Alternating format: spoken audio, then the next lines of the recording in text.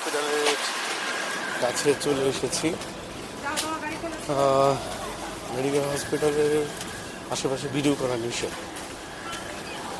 আমি শুনেছি এখানে ভিডিও করা যাবে না, তবে আমি চেষ্টা করবো আপনাদেরকে কিছু অংশ দেখানোর জন্য, যতটুকু দেখানো যায় ইনস্টা দিয়ে।